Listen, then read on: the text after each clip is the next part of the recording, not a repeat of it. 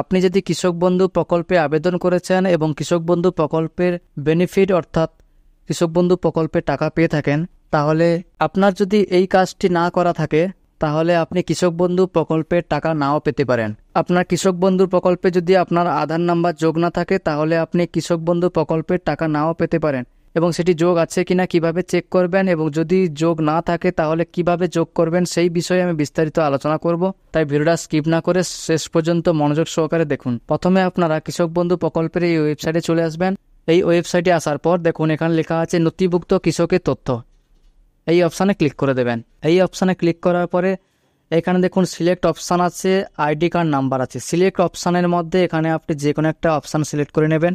যদি আপনার ভোটার কার্ডটি কাছে থাকে তাহলে ভোটার কার্ডটা সিলেক্ট করবেন, ভোটার কার্ড নাম্বার বসিয়ে দেবেন, অথবা আপনার যদি আধার কার্ড থাকে আধার কার্ডের নাম্বার দেবেন। এবং অনেকেই বলছে যারা আধার নাম্বার দিয়ে সার্চ করার পরে তার কৃষক বন্ধুর স্ট্যাটাস দেখাচ্ছে না, এক্ষেত্রে আপনারা আপনার ভোটার কার্ডটি দিয়ে চেক করবেন। কারণ প্রথম যখন কৃষক বন্ধু প্রকল্প চালু করা হয় তখন আধার নাম্বার লিঙ্ক করা হয়নি। তাই যাদের আধার নাম্বার যোগ নেই তারা আধার নাম্বার দিয়ে সার্চ করলে পাবেন না, ভোটার নাম্বারটা দিয়ে সার্চ করবেন।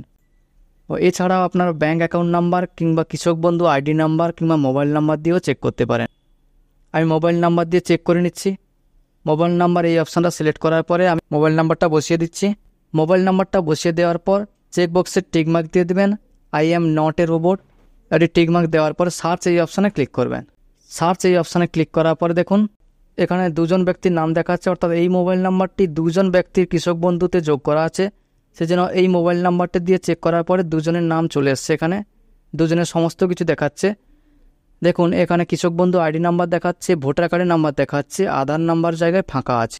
যদি আপনার এরকম দেখায় তাহলে বুঝবেন যে আপনার কৃষক বন্ধু প্রকল্পে আধার নাম্বার লিঙ্ক করা নেই। এবং কিভাবে লিঙ্ক করবেন, এটি আপনারা অনলাইন থেকে লিঙ্ক করতে পারবেন না। আপনাদের কৃষি দপ্তর অফিসে গিয়ে কাগজপত্র জমা দিলে সেখান থেকে লিঙ্ক করে দেবে। এর জন্য আপনাকে ভোটার কার্ড এবং আপনার আধার কার্ডটি নিয়ে যেতে হবে। অফিসে কাগজপত্র জমা দিলে ওখান থেকে আপনার কৃষক বন্ধু প্রকল্পে আপনার আধার নাম্বারটি যোগ করে দেবেন। এছাড়া আপনারা এখানে ফার্মারের নাম দেখতে পাবেন, ডিস্ট্রিক্টের নাম, ব্লকের নাম এবং টোটাল জায়গার পরিমাণ কত আছে এবং স্ট্যাটাস সেখানে অ্যাপ্রুভ দেখাচ্ছে। দেখুন যেহেতু এখন কৃষক বন্ধু প্রকল্পের টাকা দেওয়ার সময় চলে এসছে, এই মাসে কৃষক বন্ধু প্রকল্পের টাকা পাবেন, সেই জন্য দেখুন এখানে ট্রানজ্যাকশান স্ট্যাটাস কিছুদিন আগে দেখাচ্ছিল, এখানে সাকসেস দেখাচ্ছিল, বর্তমানে এটা কিছু দেখাচ্ছে না, ব্ল্যাঙ্ক দেখাচ্ছে। যখন এবারে পেমেন্টটা আপনার ব্যাঙ্ক অ্যাকাউন্টে ঢুকে যাবে তখন এখানে ট্রানজ্যাকশান স্ট্যাটাস সাকসেস দেখাবে। এইভাবে আপনারা খুব সহজে আপনার কৃষক বন্ধু প্রকল্পের স্ট্যাটাস চেক করে নিতে পারবেন। এবং আধার নাম্বার যদি না যোগ থাকে আপনারা অফিসে গিয়ে আপনার আধার কার্ডের জেরক্স এবং ভোটার কার্ডের জেরক্স দিয়ে আধার নাম্বার যোগ করতে পারবেন।